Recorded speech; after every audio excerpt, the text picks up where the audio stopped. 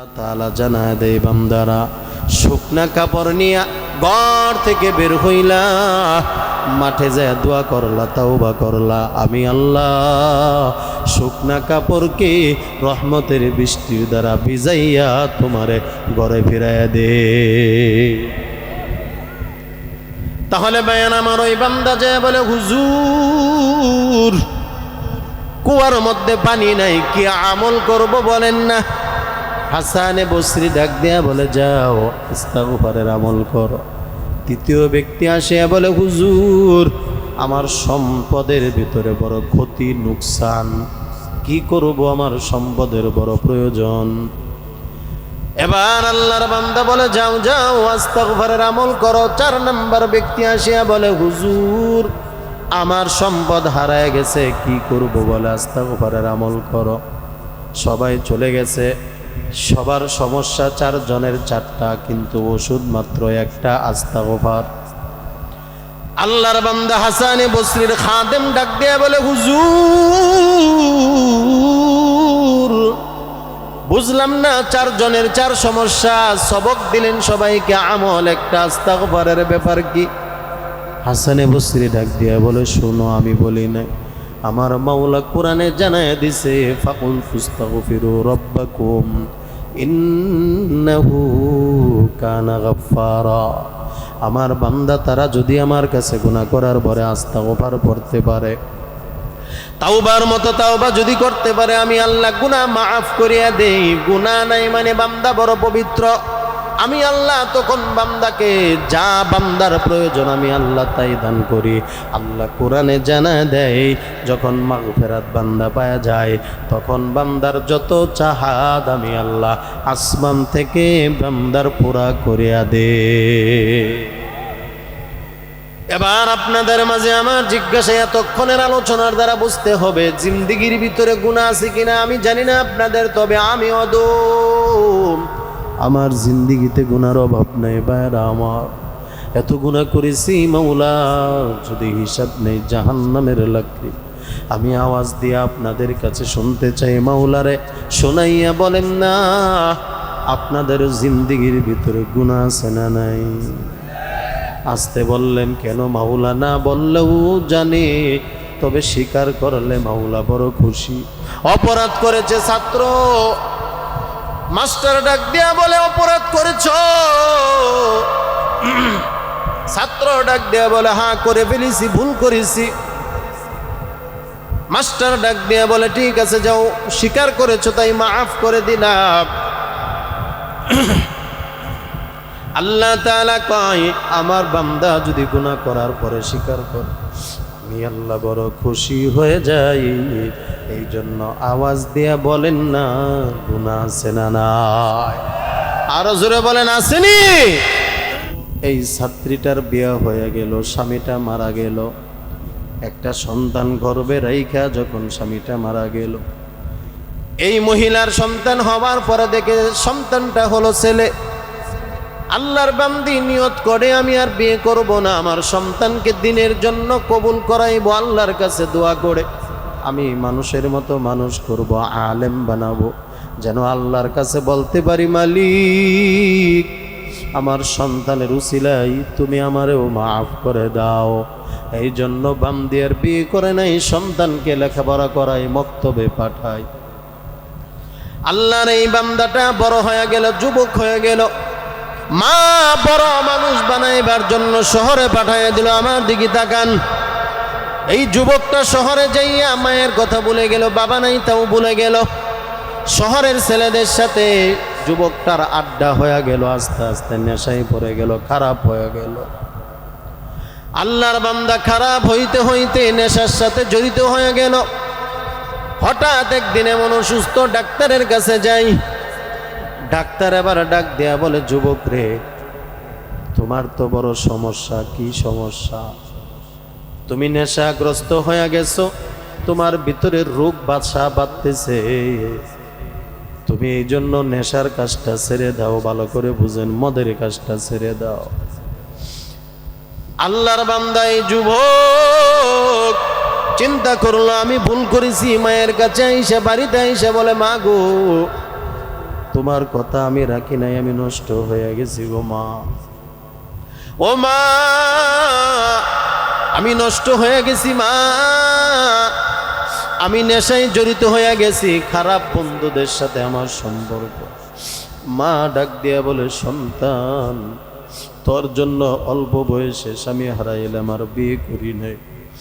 মানুষের মতো মানুষ করব, আলেম বানাবো, আমলওয়ালা বানাবো, কি বলিস তুই? এমন সময় ছাত্রী তার সন্তানকে নিয়ে হাসানে বসরির দরবারে হাজির। ডাক দেয়া বলে, হুজুর,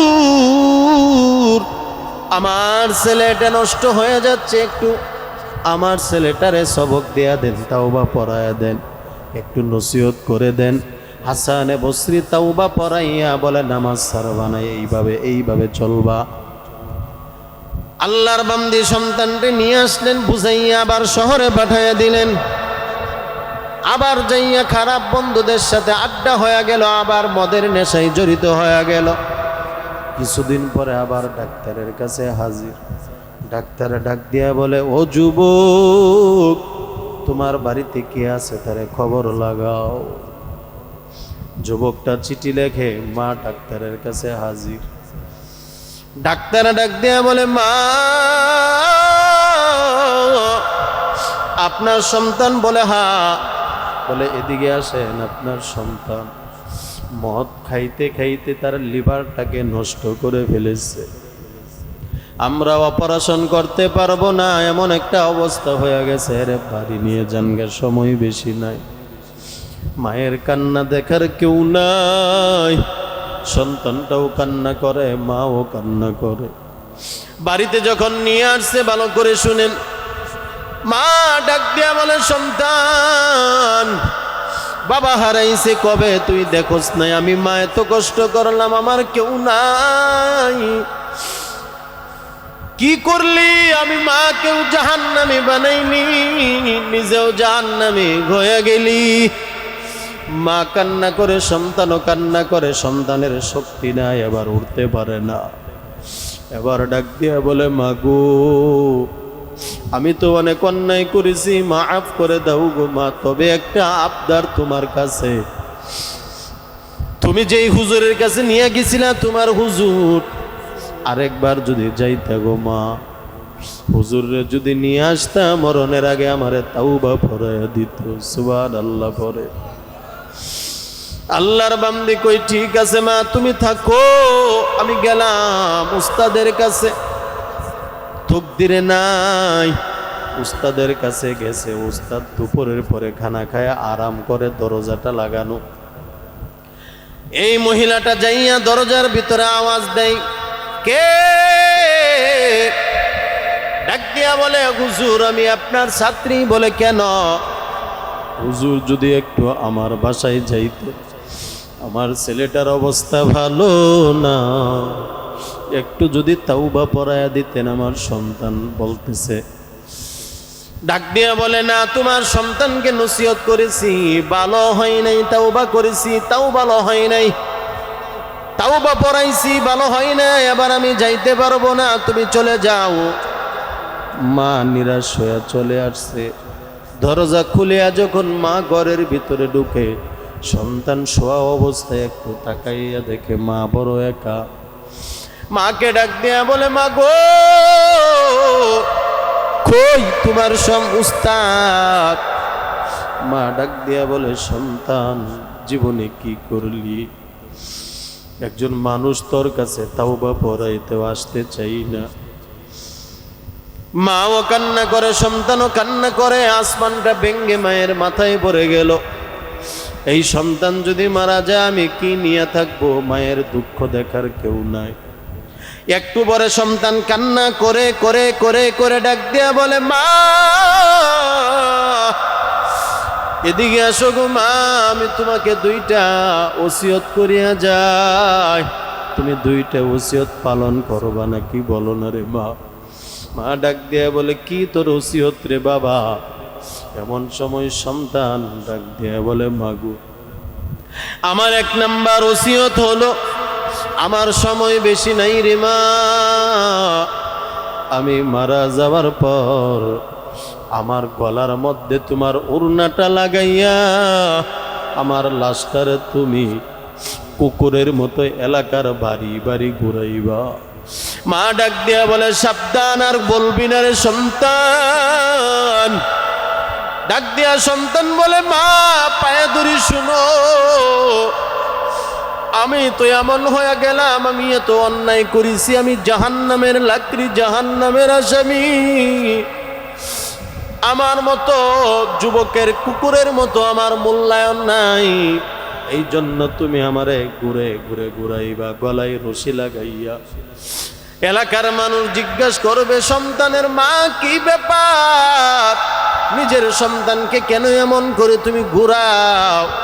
মা তুমি বলবা, আমার সন্তান গুনাহ করেছে, অন্যায় করেছে, নেশায় পড়েছে। আমার সন্তানের মতো তোমরা কেউ এমন হইবা না। আমার দেখাইয়া যুবকদেরকে সতর্ক করবা। ও ময়দানের যুবকরা পায়ে ধরে বলিয়া যায়, আমিও তো তোমার মতো যুবক সন্তান। অনুরোধ করিয়া বলি, রে ভাই, কয়দিন বাঁচবা জানা নাই, হায়াতের কোনো গ্যারান্টি নাই, এই জন্য অনুরোধ পায়ে ধরে ধরে বলি। যুবকটা বলে, মাগো সবাই রে বলবা, যুবকরা যেন আর অন্যায় না করে, আমার দেখে যেন ভালো হয়ে যায়। এবার ডাক দিয়ে বলে, মাগো 2 নাম্বার ওসিয়ত কি জানো? 2 নাম্বার ওসিয়ত হলো, আমারে কবরস্থানে দাফন করবা না গো মা, আমার দাফন করবা আমার বাড়ির আঙ্গিনার মধ্যে। মা ডাক দিয়া বলে, কেন রে সন্তান? এমন সময় সন্তান ডাক দিয়া বলে, মাগো আমি যে জাহান্নামের আসামি, আমার কবরে দাউ দাউ করে আগুন জ্বলবে, আমার কবরে আগুন জ্বলবে, আমি নিশ্চিত, আমি জানি আমি বড় অন্যায় করেছি। আমারে যদি গুরুস্থানে দাফন করো রে মা, ওই গুরুস্থানে কত আল্লাহওয়ালাদের কবর আছে, নেককার বান্দা, হয়তোবা জান্নাতের কবর এখানে আছে, যেই কবরে শাস্তি নাই, শুধু আরাম আর আরাম। ওই গুরুস্থানে আমারে যদি দাফন করো, যদি আমার কবরে আযাব হয়, আগুন জ্বলে, ওই আগুনের তাপ যদি তাদেরকে অশান্তি করে দেয়, এই জন্য মাগো তুমি আমারে গুরুস্থানে দাফন করবা না, আমারে আমার বাড়ির আঙ্গিনায় এক কোণার মধ্যে তুমি আমারে দাফন করবা। মা কান্না করে আর বলে, আর বলবি না, আমি মার কলিজা ফেটে যাচ্ছে সন্তান। এই বলিয়া মা কান্না করে। হঠাৎ করে মা দেখে সন্তানের আর কোনো আওয়াজ নাই। মা এবার চিন্তা করে কি ব্যাপার, কাছে আইসা দেখে জবানটা বন্ধ, চক্ষুটা এখনো খোলা আছে। মা এবার নিজের হাত দিয়া সন্তানের চক্ষুটা বন্ধ করিয়া দেয়। অল্প বয়সে মা স্বামী হারাইছে, সন্তানটা যুবক হারায় ফেললো। এবার আল্লাহরে কই, আল্লাহ কি পরীক্ষাই বালাইলা রে আল্লাহ, একটা সন্তান ছিল তারেও নিয়ে গেল, আমি মহিলা মা কি করব এখন? কে কাফনের কাফন কিনবে, কে দাফন করবে, কে বাঁশ কাটবে, আমি কি করব? এই জন্য মা কান্না করে আল্লাহর কাছে বলে, আল্লাহ আমার কেউ নাই। আওয়াজ দিয়া কি একটু বলা যায় না, যার কেউ নাই তার কে আছে? মহাব্বতে বলেন না কে আছে, আরো জোরে বলেন কে আছে? যার কেউ নাই তার আল্লাহ আছে, গরিবের আল্লাহ আছে, সৎ ব্যক্তির আল্লাহ আছে, নেককারের আল্লাহ আছে, ঠিক কিনা জোরে বলেন? এরে ভাই, আল্লাহর বান্দি কান্না করে, এদিক দিয়া দরজার মধ্যে কিসের জানি আওয়াজ। আল্লাহর বান্দি বুঝে ফেলছে কে জানি দরজার মধ্যে আওয়াজ করে। আল্লাহর বান্দি আবার ডাক দিয়া বলে, কে দরজার মধ্যে জানি না, তবে আমার সন্তানটা চলে গেল, এতক্ষণ কাউরে পাই না, এখন কে আসছো? আমি মায়ের কাটা গায়ে নুনের ছিটা দিতে। মা এবার দরজাটা খুলিয়া দেখে তিনি আর কেউ না, তিনি হলেন তিনার উস্তাদ মোহতারাম বুজুর্গ হাসানে বসরি। আল্লাহর বান্দা যখন দরজা খুলিয়া বান্দি দেখে আল্লাহর বান্দা হুজুর হাজির, ডাক দেয়া বলে, হুজুর আপনি আমাকে নিষেধ করে নিরাশ করে তাড়াইয়া দিলেন, আমার সন্তান তো আর নাই, এখন আপনি কেন আসলেন জানতে চাই। হুজুর ডাক দিয়ে বলে, মা রে, তোমারে যখন আমি পাঠাইয়া দিলাম, আমি ঘুমায়া গেলাম, ঘুমের ঘরে আমি স্বপ্নে দেখি গাইবি আওয়াজ দিয়ে আল্লাহ আমারে জানায় দেয়। সুবহানাল্লাহ। আমার আল্লাহ আমারে ডাক দিয়ে বলে, হাসান, কত বড় বুজুর্গ তুমি হয়ে গেলা, তুমি আমার এক বান্দিরে তাড়ায় দিলা, আমার এক বান্দার তাওবা পড়াইতে তুমি যাও নাই। ও হাসান, ওই বান্দা দুনিয়ার জমিনে নাই, কিন্তু ওই বান্দার জানাজা পড়াইবার জন্য, জানাজা আর দাফনের ব্যবস্থার জন্য তুমি হাসানে বসরি তাড়াতাড়ি রওনা হয়ে যাও। আল্লাহর বান্দাকে আল্লাহ তাআলা গাইবে আওয়াজ দিয়ে জানায় দেয়, তাড়াতাড়ি যাও। শুধু যাইবা তা না, এই বান্দা যুবক আমার বন্ধু, আল্লাহ বলে আমার বন্ধু কেমনে জানো, আমার বান্দার গুনার অভাব নাই, কিন্তু এই যুবকটা যখন নিজের কুকুরের চাইতেও ছোট মনে করলো, কুকুরের মূল্য আছে, নিজের কোনো মূল্য নাই, নিজের ছোট মনে করছে, জাহান্নামের আসামি মনে করছে। মানে আমার জাহান্নামের ভয় অন্তরে ঢুকাইছে, বারবার বলেছে আমার মতো গুনাহগার কেউ নাই। আমি আল্লাহ তাআলা তার মনের এই দুর্বলতা আর বিনয় দেখিয়া আমি আল্লাহ আমার বান্দার জিন্দেগীর গুনাহ তাওবার দ্বারা মাফ করিয়া আমি আমার বন্ধুরে, আমার বান্দারে বন্ধুর খাতায় নাম উঠায়া দিলাম। যাও তাড়াতাড়ি যা দাফন কাফনের ব্যবস্থা করো, জানাজা তুমি নিজে পড়াইবা। আওয়াজ দিয়া কন্যা আল্লাহু আকবার। সুবিধা হচ্ছে? তাহলে ভাইয়েরা আমার ভালো করে শুনিয়ে নেন। এবার আল্লাহর বান্দিরে ডাক দিয়ে বলে, তোমার সন্তানের জন্য সুখবর আল্লাহ জানাইছে। বলে কারণ কি জানি না তো। বলে বলো না, তোমার সন্তান কি এমন আমল করলো মরণের আগে। এবার ডাক দিয়ে মা বলে, হুজুর আমার সন্তান দুইটা ওসিয়ত করে গেছে। এক নাম্বার, গলায় রশি লাগাইয়া এলাকার মধ্যে কুকুরের মতো ঘুরাইতাম। 2 নাম্বার, কবরস্থানে দাফন না করে বাড়ির আঙ্গিনা উঠোনের মধ্যে কবরে দাফন করে রাখতাম। আল্লাহর বান্দা বলে, এই জন্য তোমার সন্তানের তাওবা আল্লাহ কবুল করিয়া বন্ধু বানাইয়া আমার মতো হাসানে বসরিকে পাঠাইছে তোমার সন্তানের জানাজা পড়াইয়া নিজ হাতে কবরে নামাইয়া মাটি দেওয়ার জন্য। আরে কন্যা সুবহানাল্লাহ। তাহলে ভাইয়েরা আমার যেই কথা বলতেছিলাম, বলেন তো আপনার আমার দিকে তাকান, আওয়াজ দিয়ে বলেন আস্তাগফারের দরকার আছে না নাই? আমি বুঝি না আপনাদের আওয়াজ আছে না নাই? আওয়াজ দিয়ে বলতে হবে লিল্লাহে তাকবীর, নারায়ে তাকবীর।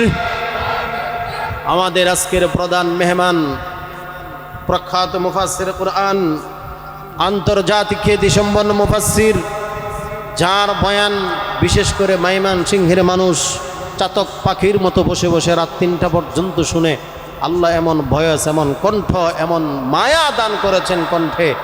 আমার মুরব্বী হযরতুল আল্লাম হযরত মাওলানা মুফতি ওলিউল্লাহ সাহেব দামাত বারাকাতুহুম, আল্লাহ তাআলা হযরতের হায়াতে দীর্ঘ নেক হায়াত দান করেন, বলেন আমিন। মেহমান চলে আসলে আর বেয়াদবি করা যায় না, এই শিক্ষা তো নাই। এই জন্য আপনারা কষ্ট পাইছেন। আমি বয়ান করবো, আরো বুঝি নাই, বয়ান করব, বয়ান করতে থাকবো। মেহমান স্টেজে আসবে তখন বয়ান ছেড়ে দিব, না হলে বেয়াদবি হবে। ঠিক আছে ইনশাল্লাহ? তাহলে বয়ান আমার যেই কথা, আমার শেষ কথা, যা শুরু করেছি আরো 1.5 ঘন্টা লাগবে শুধু আমি আমার নিয়ত যতটুকুন বলতে গেলে। আমি আপনাদের মাঝে বলতেছিলাম, জিন্দেগির ভিতর যত অন্যায় আছে, যদি গুনাহ মুক্ত হতে চান তাহলে তাওবা দরকার। ঠিক কিনা জোরে বলে? এই যুবক নিজেকে কেমনে মাফ করাইলো? আমরা তো নিজেরে ছোট মনে করি না, সব সময় নিজেরে বড় বড়, আমি এক ভাব, কথা কন না, যদি কেউ আমার সাথে দেখিয়া কথা না বলে সালাম না দেই দেশা মারি, বুঝেন নাই? হ্যাঁ বেড়া, আমি ইন্দে যাইতেছি, তুই এদিক দিয়ে আইলি কে? সরতে বললি না, কথা কন না। আবার কিছু মানুষ আছে কলে এই ছেলেটা বেয়াদব। কার ছেলেটা? গুলো উমুকের। বলে এ তো বেয়াদব, তার ভাই জীবনে সালাম দিছে, হ্যাঁ আমার সালাম দিবি, কথা কন না। তুমি আর একজনের সালামের অপেক্ষা করো, নবীর শিক্ষা, বেশি বেশি আগে সালাম দাও, ঠিক কিনা জোরে বলেন? এই তো আমাদের বড় বড় বড় হওয়ার অবস্থা। আল্লাহ আমাদেরকে মাফ করেন, আমিন বলেন। ভাইয়েরা আমার, অনুরোধ, তাওবার দ্বারা কি হয়ে তখন বলতেছিলাম, এবার নবীর হাদিসটা শুনেন না। আল্লাহর নবী বলেন, আত্তাইবু মিনাজ যামবি কামাল্লা যামবালা। একজন তাওবাকারী খাঁটি তাওবা যদি করতে পারে, আল্লাহ তাআলা বান্দার সব গুনাহ মাফ করিয়া একেবারে মাসুম বাচ্চার মতো নিষ্পাপ বানায়া দেয়। আমার দিকে আওয়াজ দেন, এদিকে তাকান, আওয়াজ দিয়ে বলেন, তাওবার দ্বারা কিছু গুনাহ মাফ হয় না, সব গুনাহ মাফ হয়। তাহলে এমন ওয়াফার এই দুনিয়াতে কোনো নেতাই দিবনি, কথা কন। যিনি দিয়েছেন তিনি কে? আবার আসতে দিলেন, মোহাব্বত লাগে নাই, দিলেন নরম হয় নাই। আওয়াজ দিয়ে বলেন কে? আরো আসতে বলেন কে? জোরে বলতে হবে কে? আমার আল্লাহ দিয়েছে। ভাইয়েরা আমার, আমি আপনাদের মাঝে অনুরোধ করে বলেছি, আগে লম্বা করব না, তবে বলতে চাই এই কথা। হুজুর আসতে আসতে আস্তাগফার জীবনে এত বেশি প্রয়োজন। আল্লাহর নবী আমার জানায় দেয়, উম্মত আমার, আমি পয়গম্বরের জীবনে কোনো গুনাহ নাই। আমি পয়গম্বর, তারপরেও দৈনিক 70 থেকে 100 বার তাওবা পড়ি। নবীজির গুনাহ আসেনি? 100 বার আল্লাহর নবী নিজে তাওবা পড়েন, উম্মতকে শিক্ষা দিলেন এই কথা। কিন্তু উম্মত হয়ে হাজারো গুনার পরেও তাওবা করি না। ভাইয়েরা আমার, আমি আপনাদেরকে ছোট্ট করে আরেকটা কথা শুনাইয়া দেই, মনোযোগে দিকে দেন। কি অপরাধ দুনিয়ার জমিনে করেছেন? নামাজ পড়েন নাই, আরো কত গুনাহ করেছেন, এই জন্য টেনশন। আল্লাহ আমাকে মাফ করবে কিনা বড় চিন্তার বিষয়।